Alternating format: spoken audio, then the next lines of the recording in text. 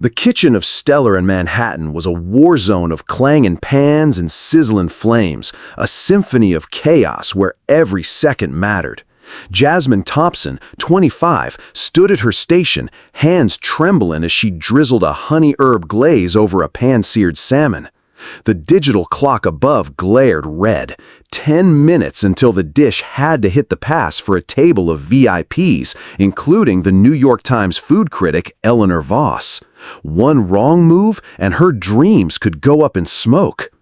"Thompson," barked Isabella Rossi, the 3-Michelin-star chef whose icy glare could curdle cream. "That glaze better be flawless, or you're out of here by midnight." Her voice cut through the kitchen's din like a cleaver. Jasmine's heart pounded, her apron streaked with sauce, her braids tucked tightly under a cap. She wasn't supposed to be here, not in this gleaming temple of haute cuisine, not under Rossi's ruthless scrutiny. She was a girl from Harlem, where soul food was king, and dreams were cooked in cramped apartments, not Michelin-starred kitchens. The clock ticked down, 9 minutes.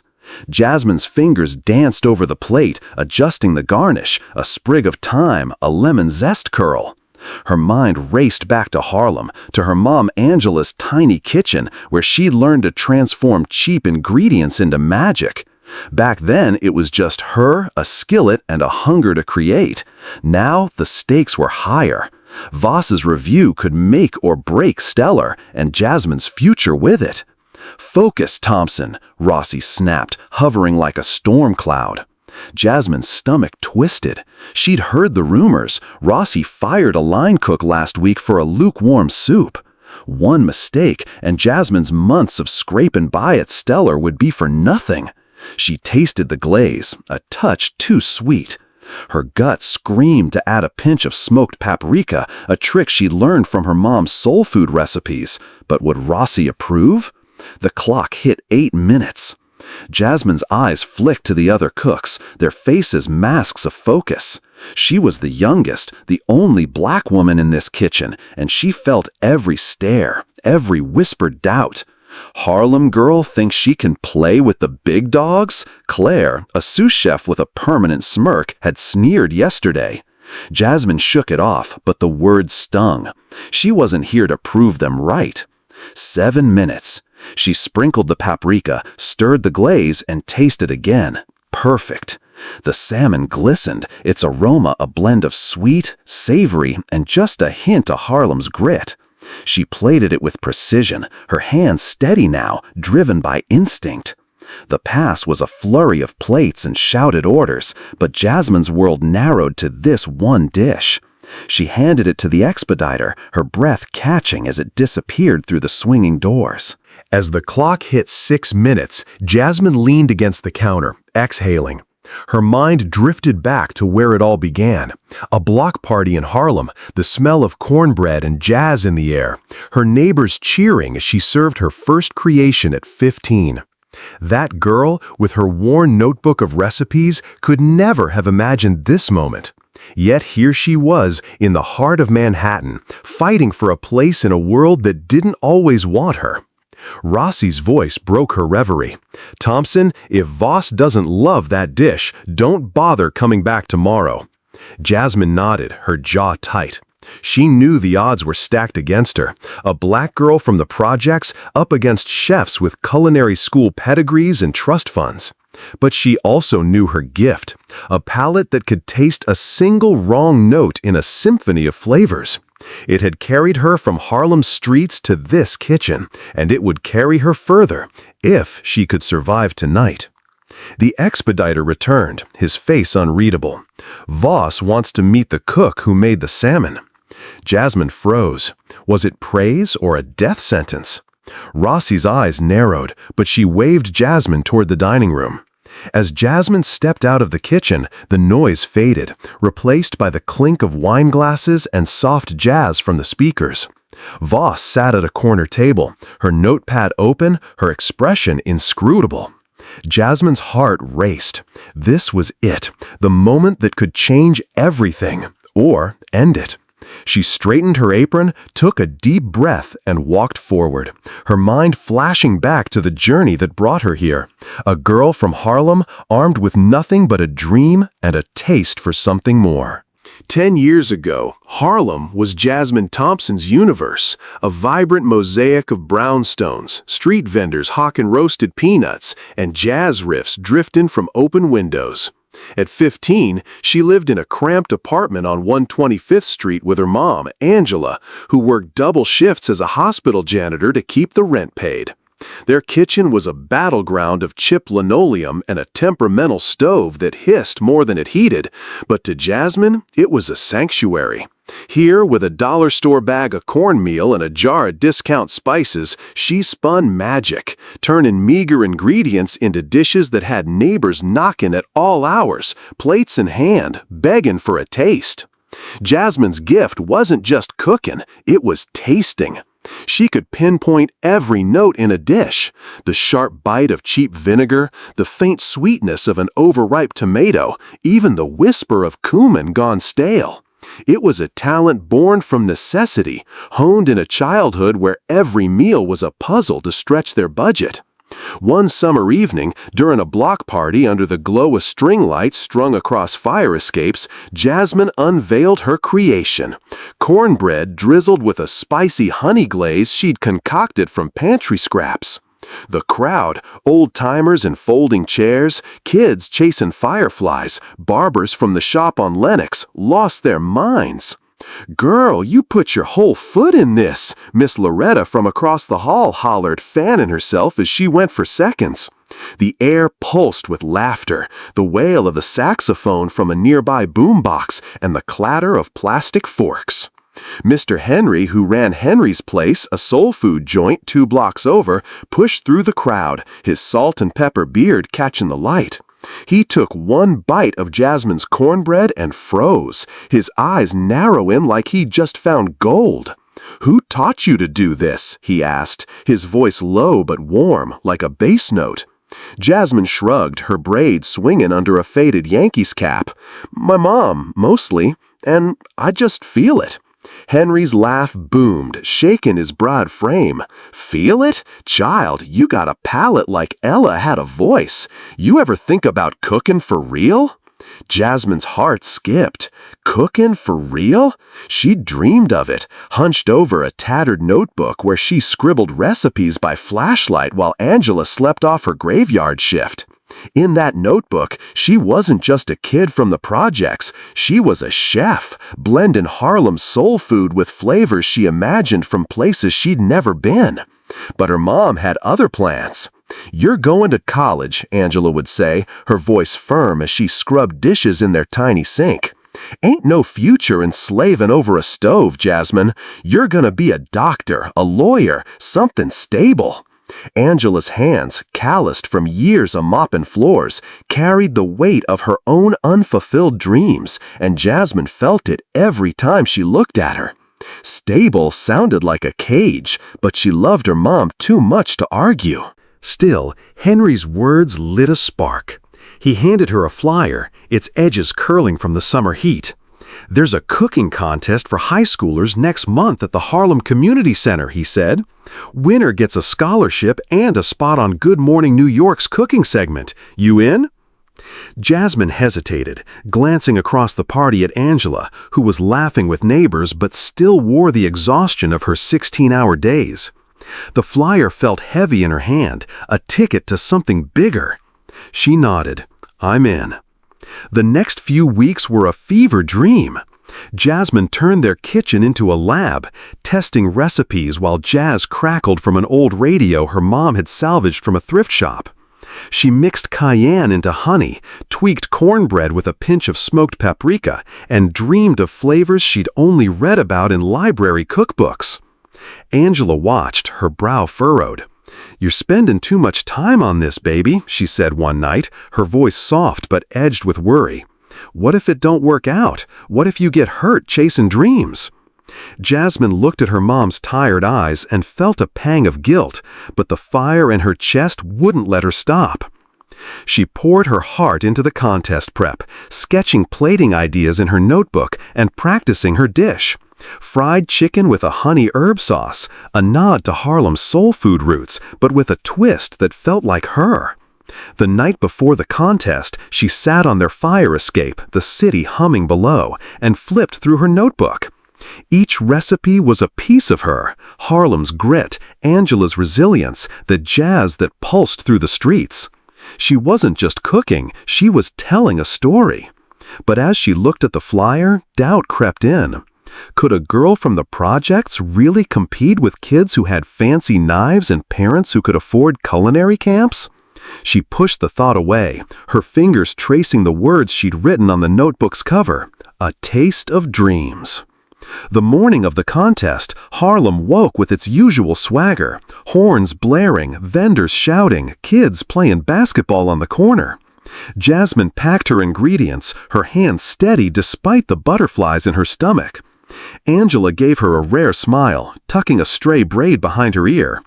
"Do your best, baby," she said, "but don't forget who you are." Jasmine nodded, the weight of her mom's words settling in her chest. As she walked to the community center, the flyer crumpled in her pocket. She felt Harlem's rhythm in her steps. This was her shot, not just to win, but to prove that her dreams and her neighborhood belong on a bigger stage. The Harlem Community Center buzzed with energy, a kaleidoscope of scents, fried dough, sizzling onions, and the sharp tang of barbecue sauce, mixing with the chatter of contestants and judges. Jasmine Thompson, 15, stood at her station, her worn sneakers planted firm on the linoleum floor.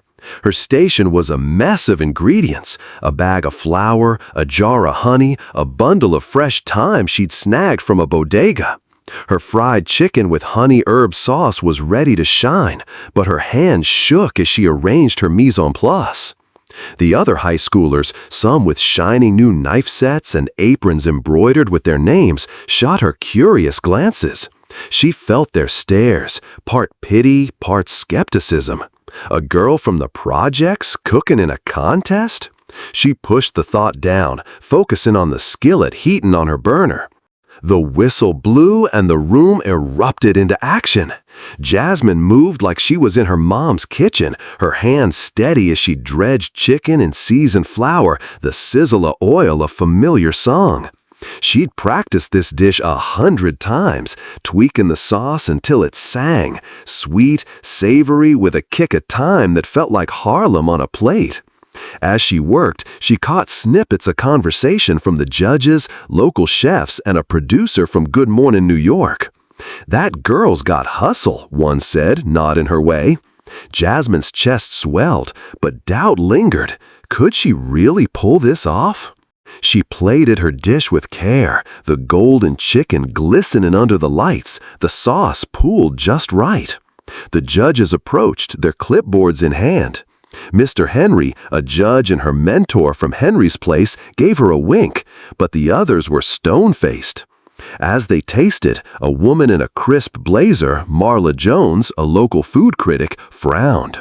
"Bold flavors," she said, scribbling, "but it's a bit rustic for a competition like this." Rustic. The word hit like a slap. Jasmine's smile faltered. She'd poured her soul into that dish, every spice a piece of her neighborhood. Rustic meant cheap, unrefined, code for not good enough. She won first place anyway. The crowd erupted as Henry handed her the trophy, a small scholarship check, and a promise of a TV spot. The victory felt electric, like jazz notes soaring through the community center. But Marla's comments stuck, a splinter in her pride. Back at Henry's Place, where Henry offered her a part-time gig as a line cook, the sting deepened. The older cooks, veterans with decades in Harlem's kitchens, didn't take her seriously. "Little girl playing chef," one muttered, tossing a greasy spatula in the sink. Another, a grizzled man named Earl, laughed when she suggested adding thyme to the collard greens. "Stick to frying chicken, kid, don't get fancy." Jasmine bit her lip, scrubbing pans until her hands ached. She loved Henry's Place, the smell of cornbread bacon, the regulars who called her baby girl and tipped extra when they could. But the dismissal from her coworkers hurt. She wasn't just a kid. She had a gift, one that had won her a contest and a shot at something bigger. Yet every shift felt like a test, their eyes judging her every move. She overheard Earl talking to another cook. She's got talent, sure, but she's too green, ain't ready for the real world. At home, the tension was worse. Angela sat at their wobbly kitchen table, counting bills under a flickering bulb. "You're working too much at that restaurant," she said, her voice tight. "You need to study, Jasmine. Get a scholarship for college, not some cooking school fantasy." Jasmine clutched her notebook, its pages filled with recipes and dreams. "Mama, this is my chance," she said, her voice trembling. "I'm good at this. You tasted my food. You know." Angela's eyes softened, but her jaw stayed firm. "Good don't pay the rent, baby. You think I worked 2 jobs so you could spend your life in a kitchen? You're meant for more." Jasmine wanted to scream. More? What was more than making people smile with her food, than turning Harlem's grit into something beautiful? But Angela's words carried the weight of years, years of scrubbing floors, of dreams deferred. Jasmine saw it in her mom's calloused hands, in the lines etched around her eyes. She wanted to make Angela proud, but college felt like a betrayal of the fire in her chest. One night, after a brutal shift where Earl accidentally spilled her sauce, Jasmine sat on their fire escape, the city's hum a backdrop to her thoughts. She flipped through her notebook, landing on a recipe for cornbread with a spicy honey glaze, the dish that had started it all. She thought of the block party, the cheers, Henry's belief in her. But Marla's rustic comment echoed, mingling with Earl's laughter and Angela's warnings. Was she fooling herself, thinking she could break out of Harlem's orbit? Her fingers traced the words on her notebook's cover, "A taste of dreams." She closed her eyes, the distant wail of a saxophone filling the air. This wasn't just about cooking, it was about proving she belonged, that her flavors, her story, mattered. The next day, Henry pulled her aside at the restaurant. "You're doing good, kid," he said, his voice steady. "But you gotta fight for this. Ain't nobody gonna hand you a spot in this world." He handed her an application for a culinary scholarship in Chicago. "This could be your ticket," he said, "but it's gonna be hard, harder than anything you faced here." Jasmine took the paper, her heart racing. Chicago meant leaving Harlem, leaving Angela. It meant stepping into a world that might not want her. But as she looked at Henry, at the regulars smiling over their plates, she knew she couldn't stop now. Her dreams were bigger than this kitchen, bigger than Harlem, and she'd fight to make 'em real. Chicago's skyline loomed like a steel forest, its skyscrapers glinting under a gray September sky. Jasmine Thompson, now 18, stood outside the Culinary Institute of Chicago, clutching a duffel bag and a scholarship letter that felt heavier than her dreams. Harlem was 800 miles away, a world of brownstones and jazz replaced by this cold, unfamiliar city. She'd left her mom, Angela, at the bus station with a tearful hug and a promise to make her proud. But as she stepped into the Institute's sleek lobby, with its marble floors and framed photos of famous alumni, Jasmine felt like an imposter. She was a girl from the projects, armed with a tattered recipe notebook and a palette sharper than any chef's knife. Would that be enough? The first week was a blur of stainless steel kitchens and lectures on knife cuts and mother sauces. Her classmates, mostly white, mostly rich, moved with a confidence Jasmine envied. They tossed around terms like sous vide and deglaze like they'd been born with tongs in their hands. Jasmine kept up, her hands quick and her flavors bold, but she felt their glances, some curious, some dismissive.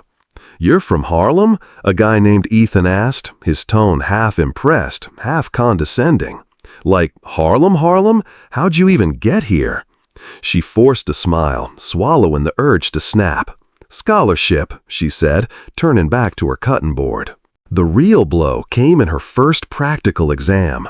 Jasmine had spent nights perfecting her dish, cornbread-crusted chicken with a honey thyme reduction, a love letter to Harlem soul food with a fine dining twist. She plated it with care, the golden crust gleaming, the sauce a glossy pool. But when Professor Carter, a stern woman with a reputation for breaking students, tasted it, her lips pursed. "Interesting," she said, her voice clipped, "but it lacks refinement. This, rustic style, doesn't belong in haute cuisine." There was that word again, rustic. It echoed Marla Jones's critique from the Harlem contest, slicing deeper now. Jasmine's cheeks burned as Ethan and his friends exchanged smirks. Worse came during a group project. Jasmine was paired with Ethan and a girl named Sophia, who wore a designer apron and talked about her family's vineyard in Napa. They were tasked with creating a 3-course menu, but Sophia steamrolled every idea Jasmine pitched.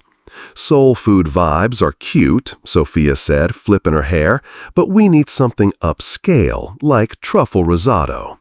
Jasmine fought to include her cornbread idea, but on presentation day she found her cornbread batter replaced with a bland store-bought mix, Sophia's doing, she later admitted with a shrug.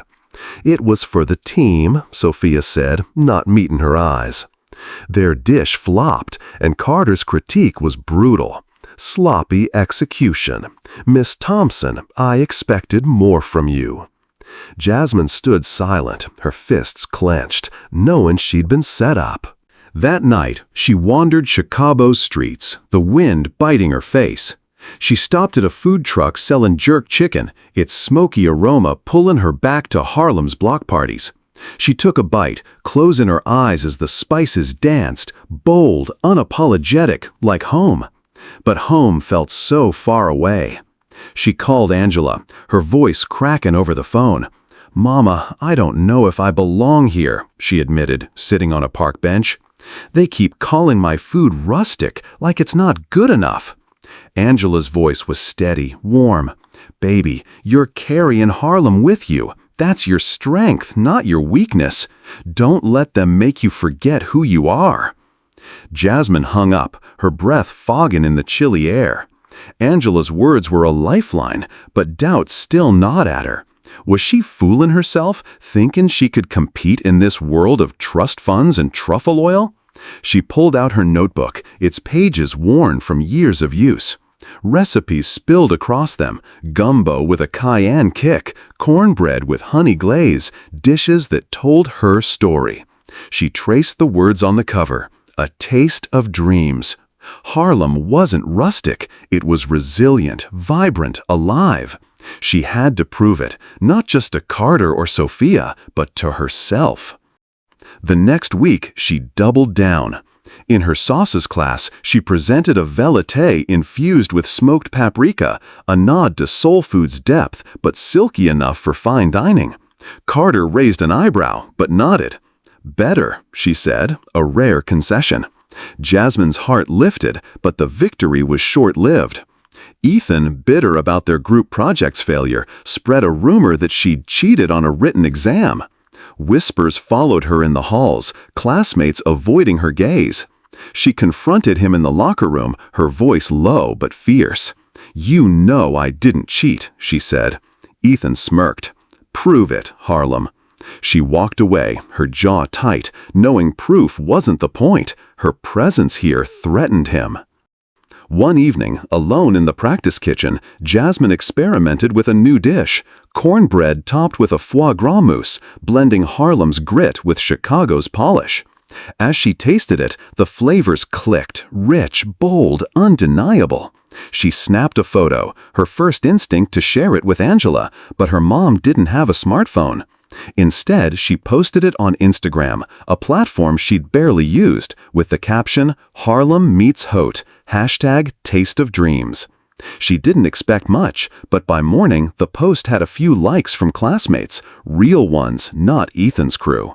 It was a small win, a flicker of hope. As the semester dragged on, Jasmine felt the weight of every slight, every rustic jab. But she kept cooking, kept writing in her notebook, kept Angela's words close. Chicago was a battlefield, and she was out of her depth, but she wasn't out of fight. The scholarship had gotten her here. Her talent would keep her here. And deep down, she knew her flavors, Harlem's flavors, could shake this city's foundations if she just held on. The practice kitchen at the Culinary Institute of Chicago was a ghost town at midnight, its stainless steel counters gleaming under fluorescent lights. Jasmine Thompson, 18, stood alone, her apron streaked with flour, her braids tucked under a bandana. She was exhausted. Days of dodging whispers about Ethan's cheating rumor and Professor Carter's relentless critiques had worn her down. But tonight, she wasn't cooking for a grade. She was cooking for herself, chasing a spark that felt like Harlem in this cold, polished world. She'd been tinkering with a dish for a group project, a bold gamble, cornbread topped with a truffle honey mousse, a marriage of soul food's grit and haute cuisine's finesse. The cornbread was perfect, crisp edges, tender crumb, flecked with cayenne for a subtle heat. The mousse, infused with truffle oil and a whisper of honey, was silky, decadent, a nod to the flavors she'd grown up with, but dressed up for Chicago's elite. She plated it, the dish glowing under the kitchen's harsh lights, and took a bite. The flavors exploded, earthy, sweet, spicy, undeniable. For the first time in weeks, she smiled. This was her. Her group partner, a quiet guy named Malik who'd stayed out of Ethan's clique, wandered in, grabbing a late-night coffee. "What's that?" he asked, eyeing the plate. Jasmine hesitated. She'd learned to guard her ideas after Sophia's sabotage, but Malik's easy grin put her at ease. "Try it," she said, sliding the plate over. He took a bite, his eyes widening. "Yo, this is fire," he said, pulling out his phone. "Mind if I record this? My TikTok could use some clout." Jasmine shrugged, too tired to care. "Go for it." Malik propped his phone against a mixing bowl, hitting record as Jasmine explained the dish, her voice soft but proud. "It's cornbread, like my mom made in Harlem, but with a truffle honey mousse to give it some Chicago swagger," she said, plating another sample. Malik hyped her up, zooming in on the dish's golden glow. "This is #Harlem flavor, y'all," he shouted, grinning. They laughed, the tension of the semester melting away for a moment. Jasmine didn't think much of it when Malik posted the video to his TikTok account @FoodieVibes with the caption, "Harlem meets haute cuisine, #Taste of Dreams, #Harlem flavor." She wiped down her station, packed her notebook, and headed to her dorm, unaware that her life was about to change. By morning, her phone was buzzing like a hornet's nest. She blinked at the screen, bleary-eyed. Hundreds of notifications from TikTok, Instagram, even Twitter. Malik's video had exploded, racking up over 1 million views in hours. The comments were a flood of fire emojis and praise. "This girl's a genius. #Harlem flavor is my new obsession." Food bloggers reposted it, tagging Chicago restaurants. Jasmine's cornbread mousse dish was trending, a viral sensation born from a late-night whim. She scrolled, her heart racing, until one comment stopped her cold. "Isabella Rossi, @ChefRossiNYC. Who is this? DM me." Isabella Rossi. The name was legend, a 3 Michelin star chef, queen of Manhattan's fine dining scene, known for her ruthless precision and boundary-breaking menus. Jasmine's hands shook as she messaged Rossi, half expecting it to be a prank. Hours later, a reply. "I'm opening a pop-up in Chicago next week. I want you to cook for me. Be at the Drake Hotel, 6 p.m. sharp." Jasmine stared at the screen, her dorm room spinning. Rossi wanted her, a nobody from Harlem, barely surviving culinary school? She showed the message to Malik, who whooped so loud their RA banged on the wall. "You're about to blow up, Jazz," he said. But Jasmine's excitement was tinged with dread. Rossi's world was light years from Harlem's block parties or even Chicago's classrooms. What if she choked? What if her rustic flavors didn't cut it? She called Angela, her voice trembling. "Mama, I got a shot with this big chef," she said. Angela paused, her voice warm but cautious. "You earned this, baby, but be careful. They don't always play fair in those fancy places." Jasmine nodded, Angela's words echoing her own fears. The week flew by. Jasmine practiced her dish obsessively, tweaking the mousse's truffle balance, perfecting the cornbread's crumble. She posted updates on Instagram, her follower count climbing as #HarlemFlavor trended. Classmates who'd ignored her now offered awkward smiles. Ethan stayed silent, his smirk gone. Professor Carter even pulled her aside after class. "Don't let this TikTok nonsense go to your head," she said, her tone sharp. "You still have a long way to go." Jasmine bit her tongue, but inside she burned. She wasn't here for Carter's approval anymore. She was here for herself. The night of the pop-up, Jasmine arrived at the Drake, her notebook tucked in her bag, her nerves electric. The hotel's ballroom was a sea of crystal chandeliers and white tablecloths, a far cry from Harlem's community center. Rossi, a striking woman with jet-black hair and a commanding presence, greeted her with a nod. "Show me what you've got, Thompson," she said, her voice cool but curious. Jasmine sat up in the prep kitchen, her hands steady despite the weight of the moment. As she plated her cornbread mousse dish, she felt Harlem in every move, the block parties, Angela's kitchen, the jazz that fueled her dreams. But as she handed the plate to Rossi, a question loomed, heavy and unspoken. Could she turn this viral moment into a real shot, or would the world of fine dining chew her up and spit her out? Rossi took a bite, her expression unreadable. Jasmine held her breath, the answer hanging in the balance.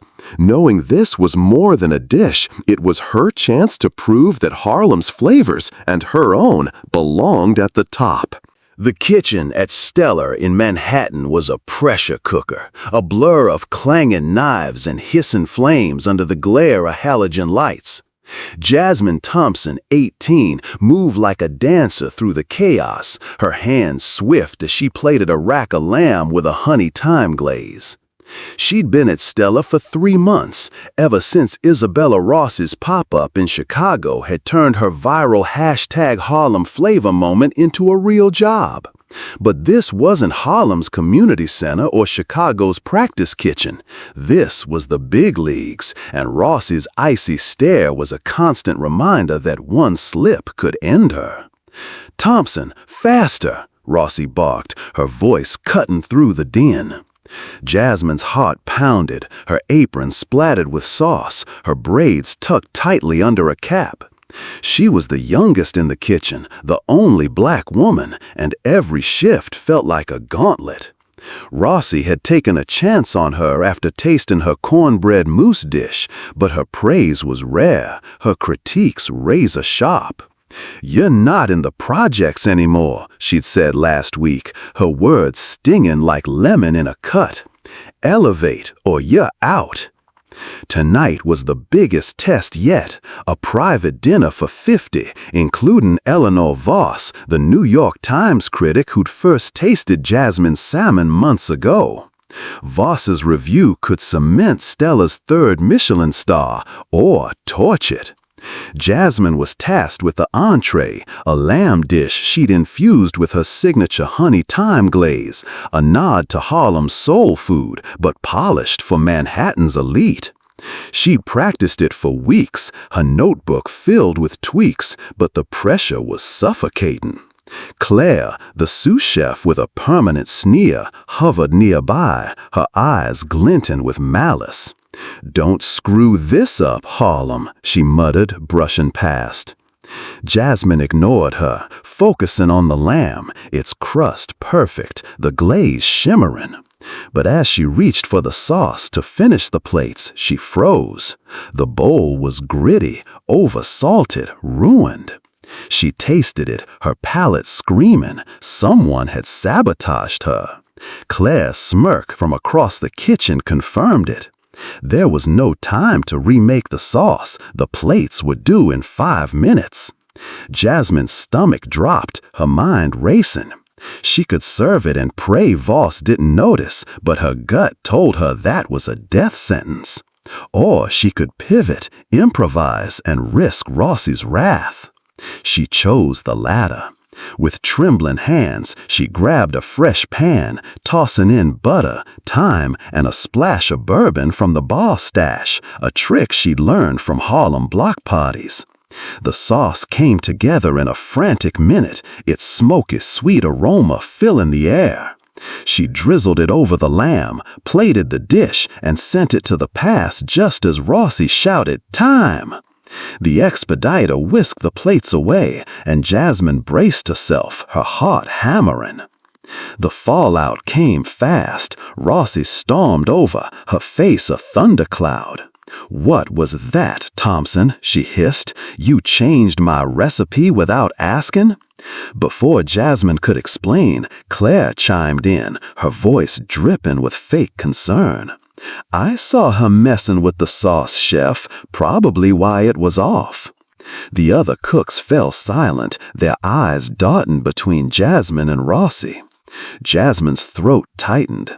"The sauce was sabotaged," she said, her voice low but firm.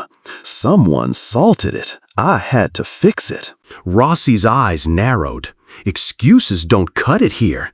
You think you can waltz in with your TikTok fame and rewrite my menu?" She gestured to the dining room where Voss was tasting the lamb. "If she hates this, you're done." Jasmine stood frozen, the kitchen's heat closing in. She'd fought to get here through Harlem's skepticism, Chicago's prejudice, and now Claire's betrayal. But this felt like the end. She'd poured her soul into that dish, and now it might bury her. The expediter returned, his face unreadable. "Voss wants to speak to the chef who made the entree." Jasmine's stomach lurched. Rossi motioned for her to follow, her expression cold. As they stepped into the dining room, the clink of wine glasses and soft jazz from the speakers felt like a mockery of Harlem's warmth. Voss sat at a corner table, her notepad open, her fork resting beside a half-eaten plate of lamb. Jasmine braced herself, expecting a lecture. Instead, Voss smiled faintly. "This glaze," she said, tapping her fork, "it's unexpected, smoky, bold, but refined. Who made it?" Rossi nodded at Jasmine, her jaw tight. "I did, ma'am," Jasmine said, her voice steady despite her racing pulse. Voss's eyes lit up. "You've got something special, young lady. Keep going." Jasmine's breath caught, relief flooding her, but Rossi's silence was deafening. Back in the kitchen, Rossi cornered her. "You got lucky," she said, her voice low, "but pull a stunt like that again and you're gone. Understood?" Jasmine nodded, her fists clenched. Claire's smirk burned in her peripheral vision, but Voss's words echoed louder. She'd survived, barely, but the sabotage, Rossi's distrust, and the weight of being the outsider in this kitchen pressed down on her. That night, she called Angela, her voice cracking. "Mama, I don't know if I can keep up," she admitted. Angela's reply was soft but fierce. "You're not just keeping up, baby. You're shining. Don't let them dim you." Jasmine hung up, sitting on her tiny apartment's fire escape, Manhattan skyline glittering below. She flipped open her notebook, its pages a lifeline to Harlem. She wasn't done fighting, but the question loomed. Could she survive Stellar's cutthroat world without losing herself? As she scribbled a new recipe, the city's pulse mixed with her own. She'd come too far to back down now. The studio lights of Taste of America burned like miniature suns, their glare bouncing off polished countertops in a cavernous Manhattan soundstage. Jasmine Thompson, 18, stood at her station, her heart thumping as cameras swooped overhead. She'd barely slept, her mind racing since Isabella Rossi, Stellar's fearsome chef, had fallen ill with the flu 2 days ago, thrusting Jasmine into her place for the national cooking competition's finale. Representing Stellar against seasoned chefs from LA, Miami, and New Orleans, Jasmine felt like a minnow in a shark tank. The prize, a $100,000 grant and a feature in Bon Appetit, was life-changing, but the pressure was crushing. 30 minutes, the host, a TV chef with a megawatt smile, boomed. The crowd roared, their cheers echoing off the studio's steel beams. Jasmine's station was a fortress of ingredients: chicken, cornmeal, honey, thyme, and a secret weapon, smoked paprika from a Harlem bodega. She was cooking fried chicken with a honey-thyme glaze, paired with a cornbread crumble, a dish that told Harlem's story through every bite. But as she dredged the chicken, her hands steady despite the chaos, she felt the weight of 1,000,000 eyes, live audience, TV viewers, and social media buzzing with #TasteOfAmerica. Claire, Stellar's sous chef and Jasmine's saboteur, had sneered before the show. "Don't embarrass us, Harlem." The words stung, but Jasmine channeled them into focus. She'd survived Claire's tricks, Rossi's critiques, and Chicago's prejudice. This was her moment. The other finalists moved with practiced ease, their dishes a parade of foams and microgreens. Jasmine's food was simpler, rooted in soul food, but she knew its power. As she fried the chicken, the sizzle filled the air, its golden crust a promise of home. The clock ticked down. 15 minutes. Jasmine's glaze simmered, its sweet, smoky aroma cutting through the studio's sterile air. She glanced at the judges, a panel of culinary titans, including Eleanor Voss, whose praise at Stellar had kept Jasmine afloat. But Voss's face was unreadable, her pen scratching notes. Social media was less kind. Twitter posts flashed on a screen. "Who's this kid from Stellar? Out of her league." #Harlem flavor, more like Harlem flop. Jasmine's jaw tightened. She wasn't here to fit their mold, she was here to break it. Then disaster. As she reached for her cornbread crumble, the bowl tipped, scattering crumbs across the floor. The crowd gasped, a camera zoomed in. Jasmine's pulse spiked, but she didn't freeze. She grabbed a fresh batch of cornmeal, mixing it with lightning speed, her hands guided by years in Angela's kitchen. "Come on, Harlem," she muttered, tossing the crumble into a pan to toast. The clock hit 5 minutes. She plated the chicken, its glaze glistening, the cornbread crumble a rustic crown. She added a sprig of thyme, a nod to her roots, and stepped back as the buzzer sounded. The judges approached, their forks glinting. Jasmine's voice shook as she presented. "This is fried chicken with a honey-thyme glaze and cornbread crumble, inspired by Harlem's resilience. My people have always made something from nothing, through slavery, segregation, redlining. This dish is our story, from block parties to fine dining." The studio fell silent, her words landing like a jazz riff. Voss's eyes softened, the other judges nodded. As they tasted, Jasmine held her breath, her notebook tucked in her apron, its weight grounding her. Voss spoke first. "This is bold, soulful, and technically flawless," she said, her voice carrying across the studio. "You've told a story that's undeniably American." The crowd erupted, but Jasmine barely heard them. The other judges echoed Voss, praising the dish's depth and authenticity. The host called for a commercial break, but the cameras kept rolling, capturing Jasmine's stunned smile. Her phone, tucked in a locker, was already blowing up. #Harlem flavor trending again. TikTok flooded with clips of her speech.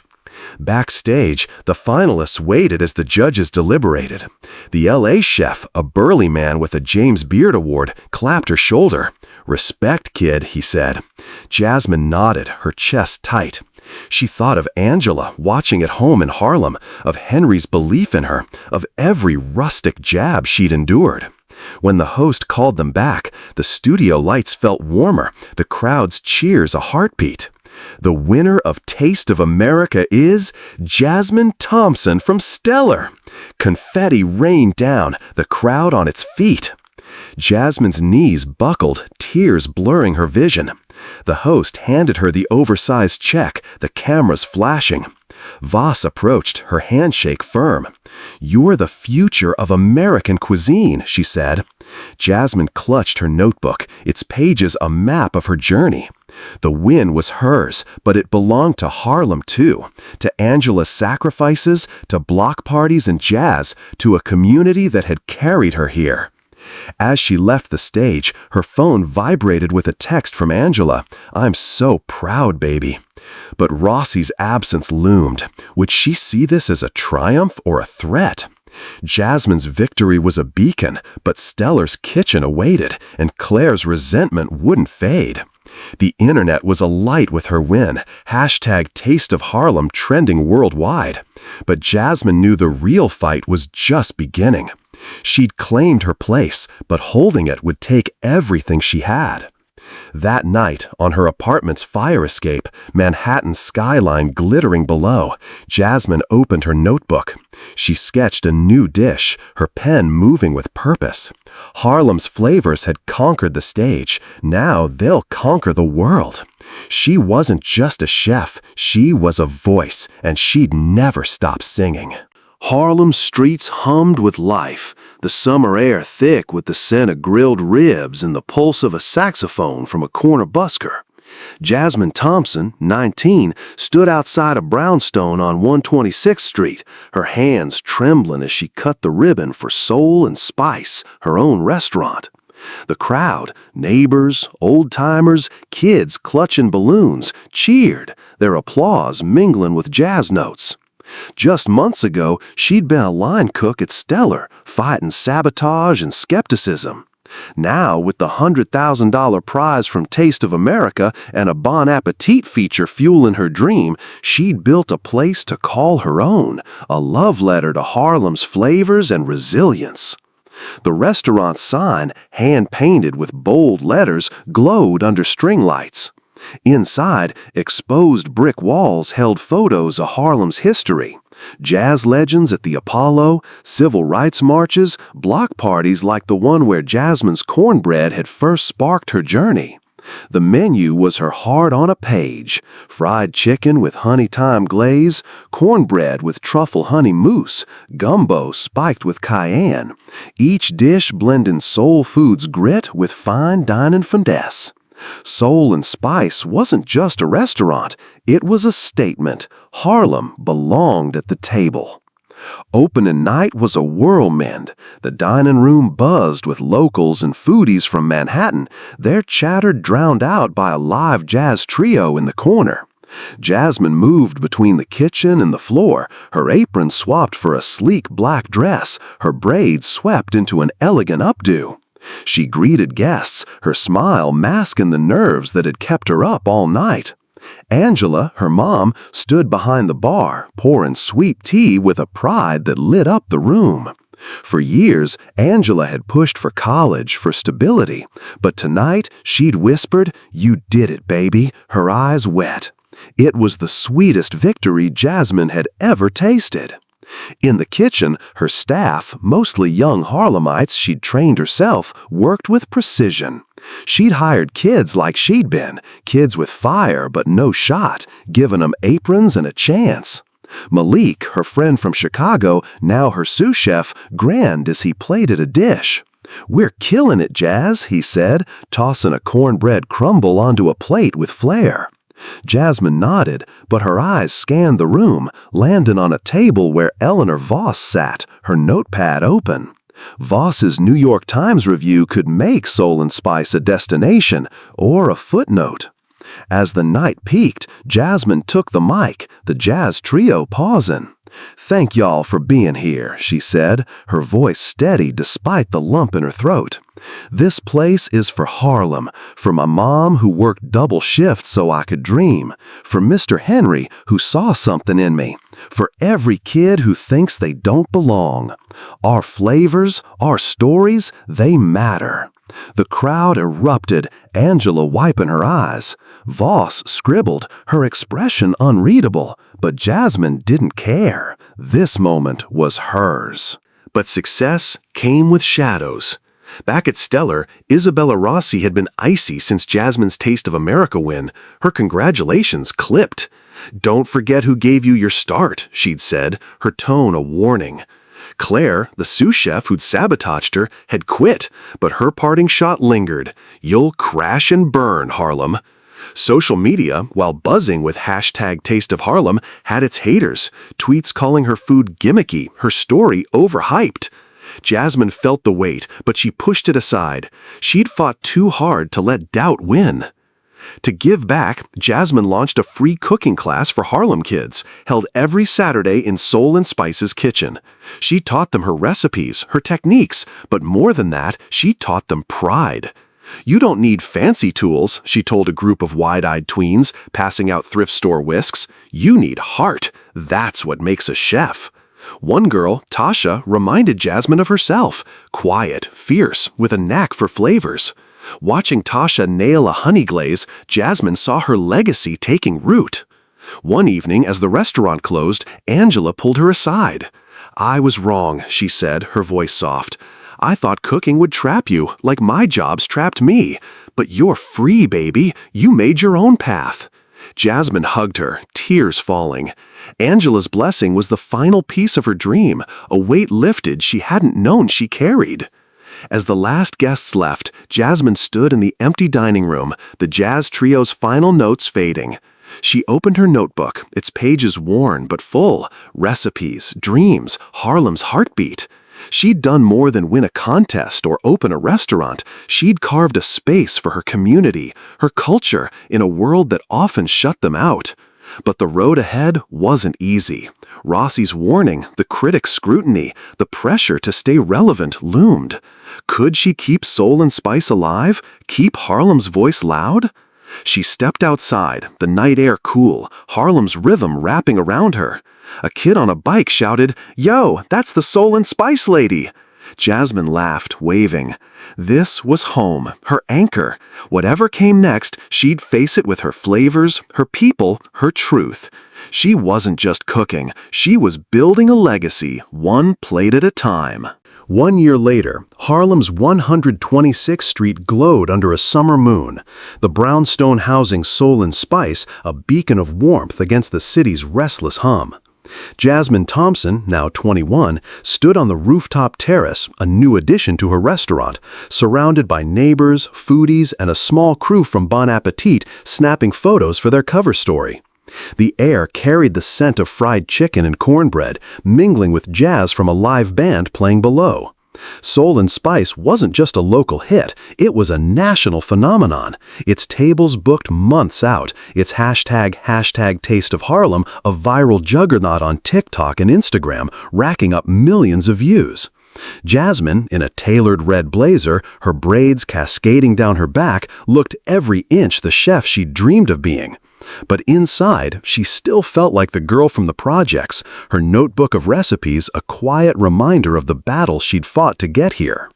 The past year had been a rocket ride. Eleanor Voss's New York Times review had called Soul and Spice a love letter to Harlem, redefining American cuisine. Celebrities posted selfies with her dishes, and food trucks from Atlanta to Oakland riffed on her honey thyme glaze. But success hadn't come without scars. Isabella Rossi, her former boss at Stellar, had sent a congratulatory note when Soul and Spice opened, but its cold formality hinted at resentment. Industry skeptics still lingered, their blogs sniping that Jasmine's food was a fad, her story too polished for authenticity. And the grind never stopped. Running a restaurant meant 18-hour days, balancing books, and dodging gentrifiers circling Harlem like vultures, eyeing her block for condos. Yet Jasmine thrived. Soul and Spice was more than a business, it was a movement. She'd expanded her free cooking classes for Harlem kids, now held twice a week, packing the kitchen with tweens wielding whisks and dreams. Tasha, the quiet girl who'd nailed a honey glaze, was her star pupil, her palate sharp enough to rival Jasmine's at 15.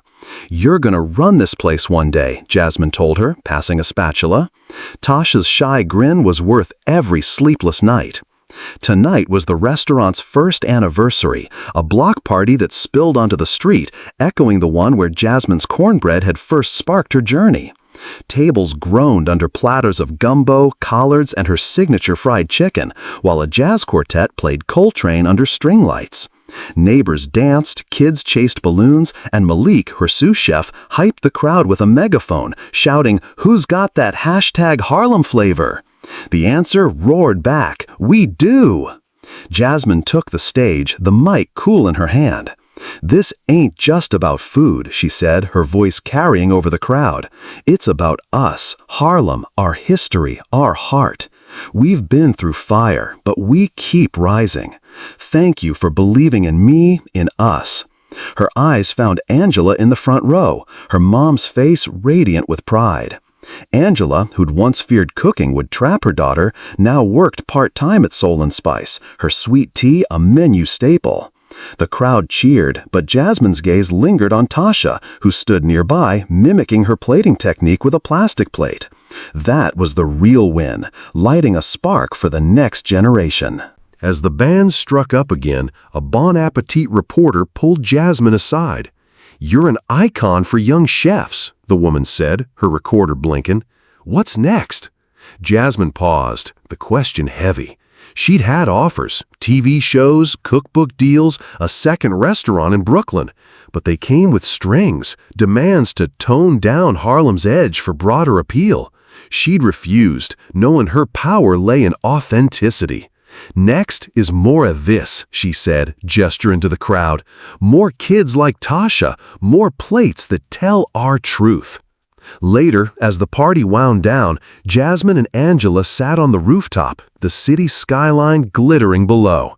Angela handed her a glass of sweet tea, her calloused hands soft now. "I was scared for you," she admitted. "Thought this world would break you, but you built something bigger than I ever dreamed." Jasmine's throat tightened. "I got it from you, Mama. You never broke." They clinked glasses, the jazz fading into Harlem's heartbeat. Jasmine opened her notebook, its pages a tapestry of recipes and memories. She sketched a new dish, cornbread with a chili honey butter, bold and unapologetic. She thought of the skeptics, the gentrifiers, the battles ahead. But she also thought of Tasha's grin, Malik's loyalty, Harlem's unbreakable spirit. She wasn't just a chef, she was a storyteller, a fighter, a bridge between her roots and the world. As dawn crept over the skyline, Jasmine stood alone on the terrace, the city wakened below. A kid on a bike shouted, "Yo, Chef Jasmine!" She waved, laughing. Harlem had raised her, and she'd raised it back, plate by plate. Her dreams had taken root, but they weren't done growing. With her notebook in hand and Harlem in her heart, she was ready for whatever came next. A taste of dreams, served bold and true.